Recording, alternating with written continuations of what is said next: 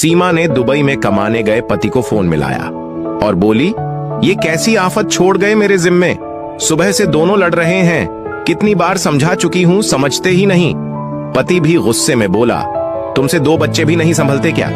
इतनी दूर प्रदेश में बैठा हूं, यहां तो चैन से रहने दो। सीमा बोली, ये बच्चे हैं क्या? आफत है आफत। तुम्हारी बेटी 20 साल की हो गई है और बेटा 18 का।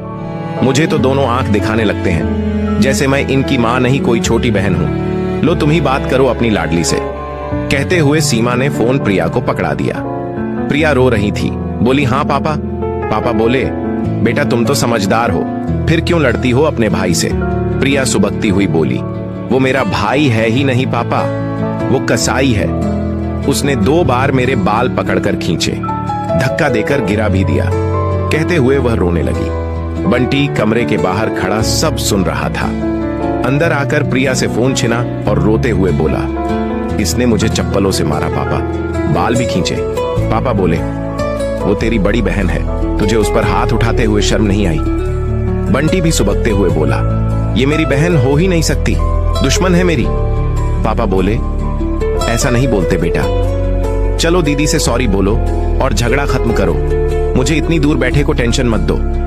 बंटी, मैं इस नक्काचड़ी को सॉरी नहीं बोलूंगा पापा। फिर वो फोन पटक कर चला गया। प्रिया और बंटी कहने को तो भाई बहन थे, मगर उन्हें लड़ते देखकर ऐसे लगता था जैसे 2 दुश्मन एक ही घर में रह रहे हों। छोटी छोटी बातों पर झगड़ा करते थे। सीमा तो उनके झगड़े से तंग आ चुकी थी, मगर उन दोनों का एक दूसरा भी रूप था।